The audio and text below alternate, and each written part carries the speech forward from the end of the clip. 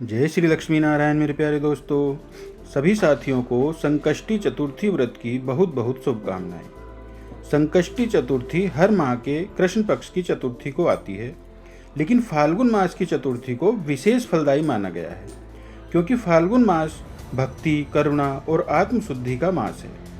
यह फाल्गुन मास दुखों के अंत और नवजीवन की शुरुआत का प्रतीक है। इस समय की गई गणेश पूजा शीघ्र फल देती है। प्रिय साथियों, कथा को अंत तक अवश्य सुनिएगा। हाय रे दुर्भाग्य!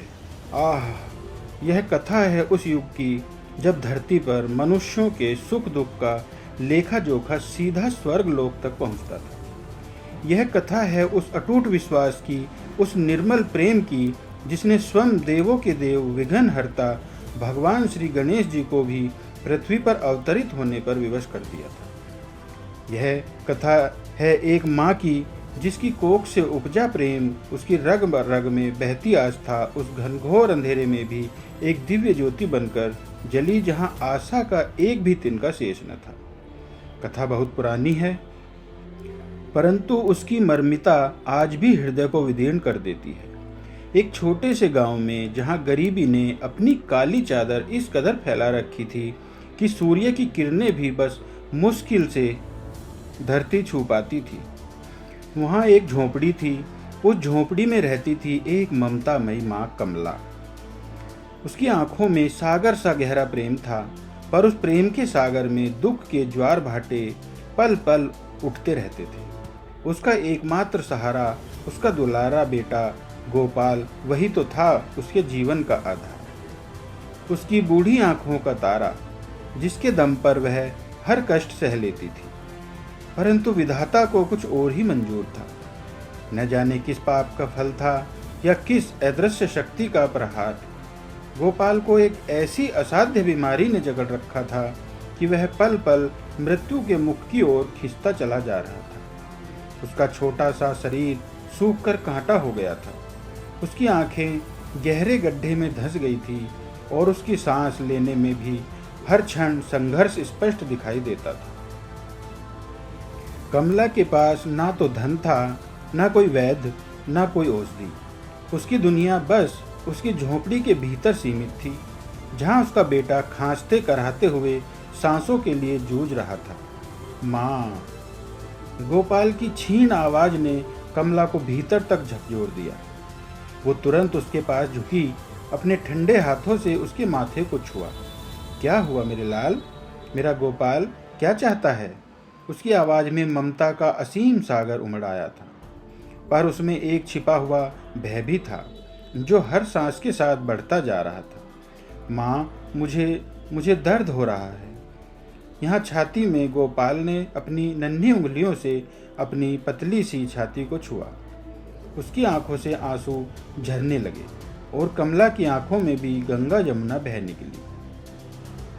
वो अपने बेटे को सीने से लगा लेती, उसके ठंडे माथे को चूमती और मन ही मन भगवान को कोसती, हे ईश्वर, मेरे लाल को क्यों इतना कष्ट? मुझे ले लो, पर मेरे बेटे को जीवन दान दे दो। यह मुझसे अब देखा नहीं जाता। दिन पर दिन बीतते गए और गोपाल की दशा और भी बिगड़ती चली गई। कमला ने गांव के हर मंदिर के पत्थर घिस डाले, हर देवता को रो रो कर पुकारा था, पर कोई आशा की किरण दिखाई नहीं देती थी। उसकी झोंपड़ी में चूल्हे की आग तो कब की बुझ चुकी थी, पर उसके हृदय में उसके बेटे के प्रति प्रेम की आग धधक रही थी और उसी आग से जल रही थी उसकी अटूट आस्था। उसे विश्वास था, मेरा गणेश, मेरा विघ्नहर्ता, वो कभी किसी माँ का आंचल खाली नहीं जाने देगा, कभी नहीं। फाल्गुन मास की संकष्टी चतुर्थी का दिन था। संकष्टी यानी संकटों को हरने वाली चतुर्थी। यह दिन तो साक्षात विघ्नहर्ता गणेश को समर्पित होता है। कमला ने सुना था कि इस दिन जो सच्ची श्रद्धा से उपवास रखता है, रात्रि में चंद्र दर्शन करके गणेश जी की पूजा करता है, उसके सारे कष्ट दूर हो जाते हैं। उसके हृदय में एक नई आशा जाग उठी। बस यही मेरा अंतिम सहारा है। उसने मन ही मन ठान लिया, हे मेरे गणेश, आज मैं तुम्हारे लिए भूखी रहूंगी। आज मैं सब कुछ त्याग दूंगी, पर मेरे गोपाल को जीवन दान दे दो। कमला ने सुबह ही स्नान किया और गणेश जी की एक छोटी सी मूर्ति के सामने हाथ जोड़कर बैठ गई। उसके पास पूजा के लिए न फूल थे, न कोई मिष्ठान, बस थे तो उसके आंसू, उसका अटूट विश्वास। पूरे दिन कमला ने जल का एक बूंद भी नहीं पिया।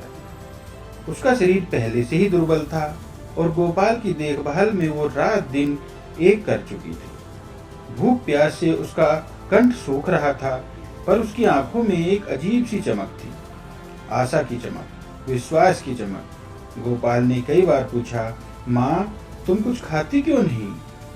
तुम भी बीमार पड़ जाओगी, मुझे अच्छा नहीं लगता माँ। कमला मुस्कुराई, एक फीकी सी मुस्कान जो उसके भीतर के दर्द को छुपा रही थी। नहीं मेरे लाल, मैं ठीक हूँ। आज गणेश जी का दिन है ना, आज अगर मैंने उन्हें प्रसन्न कर लिया तो मेरा गोपाल ठीक हो जाएगा, मेरा गोपाल फिर से दौड़ भाग करेगा। सच माँ? गोपाल की आंखों में एक पल के लिए चमक आ गई। हाँ मेरे लाल, बिल्कुल सच, कमला ने उसे आश्वासन दिया। यह झूठ नहीं था, यह तो उसकी आस्था थी जो उसे एक पल के लिए भी डिगने नहीं दे रही थी। पूरा दिन इसी तरह बीता। सूरज पश्चिम में डूब गया और अंधेरा अपनी काली छाया फैलाने लगा। गोपाल की तबीयत शाम होते होते और भी बिगड़ गई। उसकी सांसें और भी तेज चलने लगी थी और उसके बदन में तपिश इतनी बढ़ गई थी कि कमला का हृदय कांप उठा।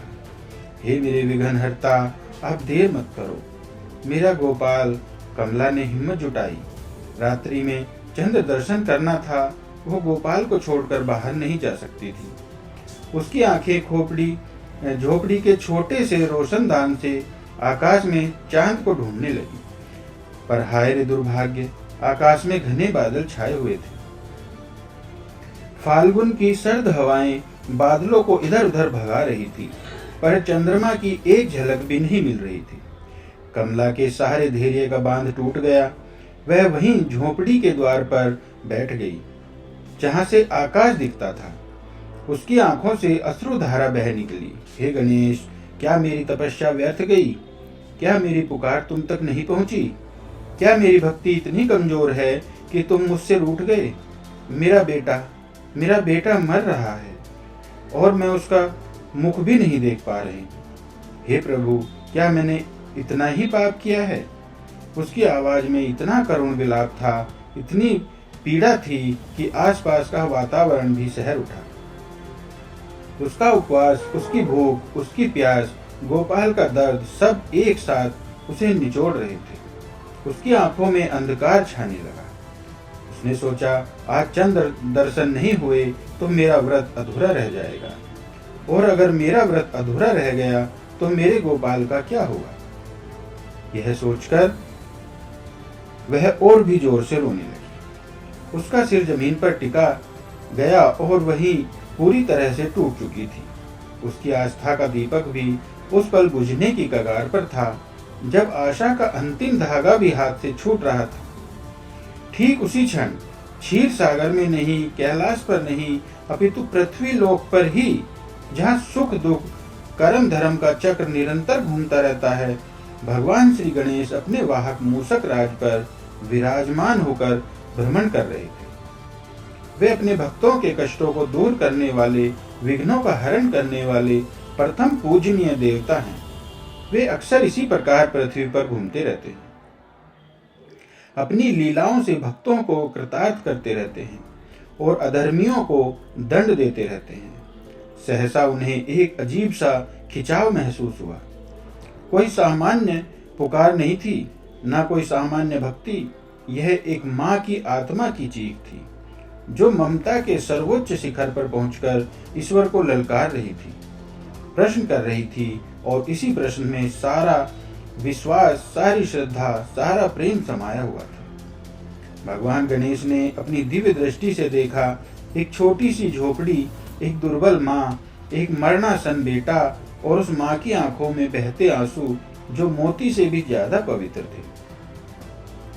भगवान गणेश का विशाल हृदय ममता की उस पुकार से द्रवित हो उठा। उनकी आंखें भी जो युगों युगों से सृष्टि के रहस्यों को देखती आई थी, नम होने लगी। यह कैसी भक्ति थी?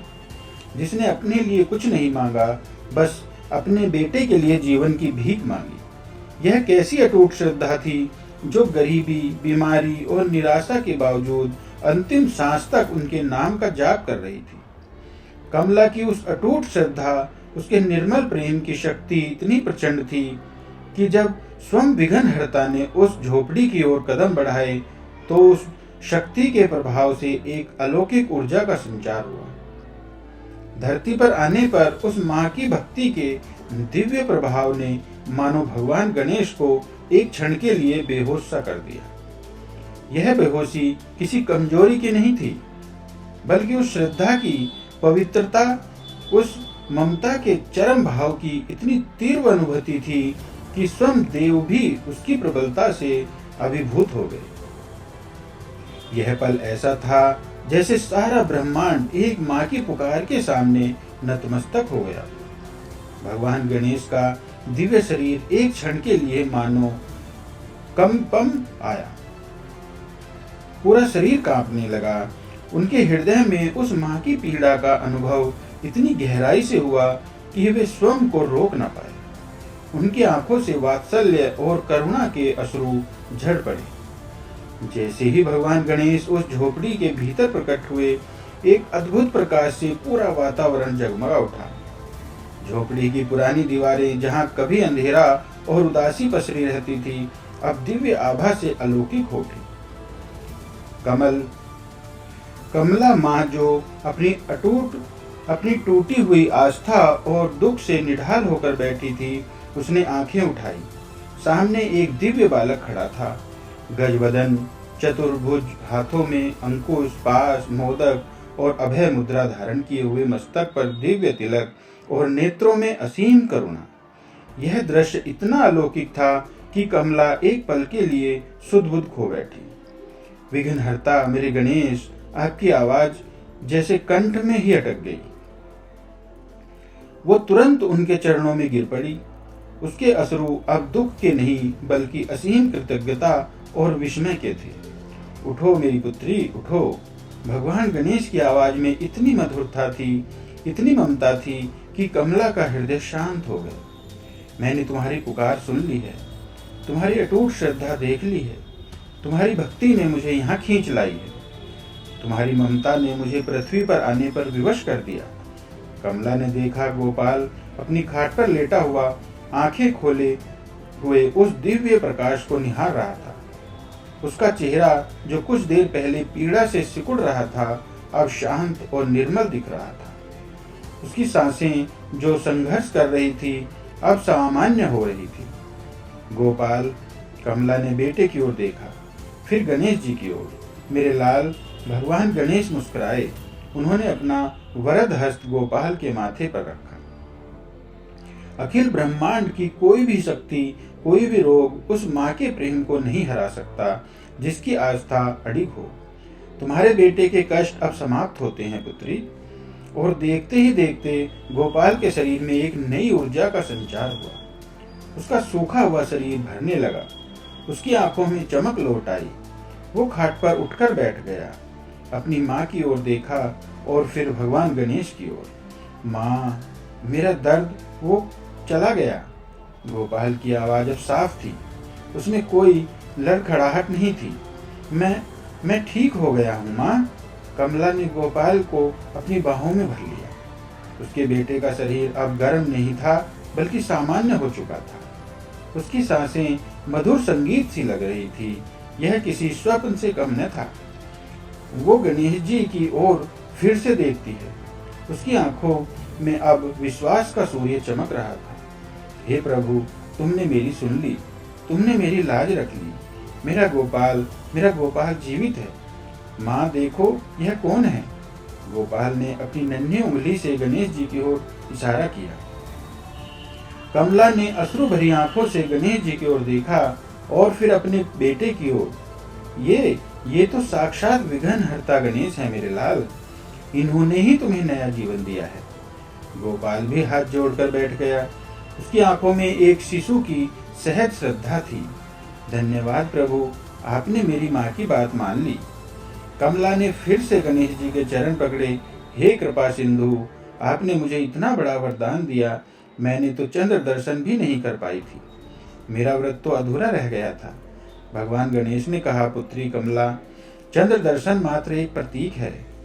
सच्ची भक्ति तो तुम्हारे हृदय में थी, जो तुम्हारे उपवास के हर कण में समाई थी, तुम्हारे अश्रुओं में बह रही थी और तुम्हारे बेटे के लिए तुम्हारी हर सांस में गूंज रही थी।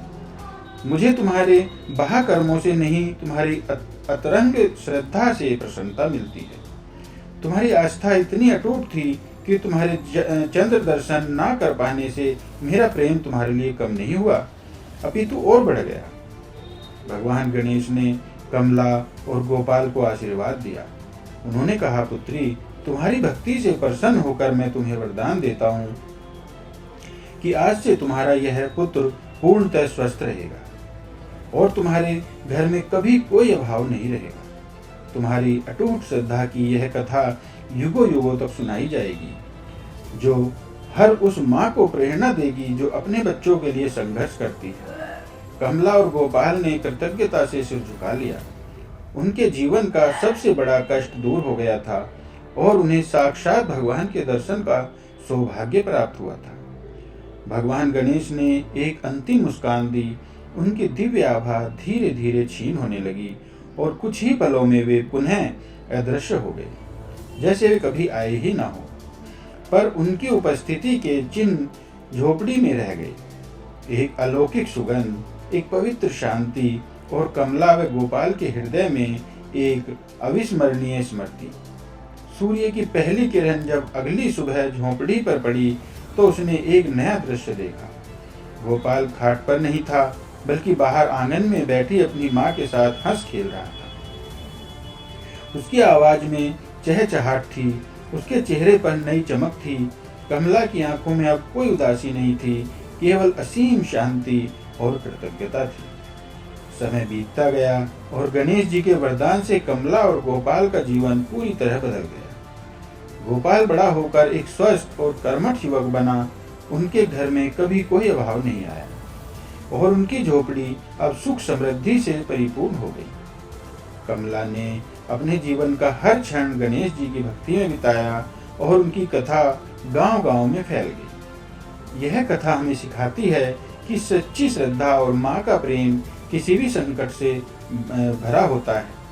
यह सिखाती है कि भगवान विघ्नहर्ता केवल मंदिरों में नहीं, बल्कि हर उस हृदय में निवास करते हैं जहाँ निर्मल प्रेम, अटूट विश्वास और निस्वार्थ भक्ति हो। हाय रे दुर्भाग्य, यह कथा तो थी एक माँ की पीड़ा की, पर अंत में यह बन गई एक अमर गाथा। एक माँ की उस अद्भुत आस्था की जिसने स्वयं देवों के देव को भी पृथ्वी पर आकर नतमस्तक होने पर विवश कर दिया। और यह सत्य है कि सच्ची श्रद्धा कभी व्यर्थ नहीं जाती, वह हमेशा फलती फूलती है और अपने भक्तों को असीम सुख और शांति प्रदान करती है। तो प्रिय साथियों, इसी के साथ संकष्टी चतुर्थी की यह पावन व्रत कथा और दिव्य वाणी यहाँ पूर्ण होती है। हम सभी भगवान विघ्नहर्ता गणेश के चरणों में प्रार्थना करते हैं कि उनकी दिव्य कृपा सदा आप सब पर बनी रहे और सबका उद्धार करे। और जिस तरह से इन माँ बेटों का दुख भगवान गणेश ने दूर किया, उसी तरह से संसार के सभी दुखियारों का और सबका दुख भगवान गणेश दूर करें। तो बोलिए जय श्री गणेश, जय जय श्री गणेश। आपको यह कथा कैसी लगी, यह आप कमेंट बॉक्स में अवश्य लिखिएगा और जय श्री गणेश जरूर लिखिएगा।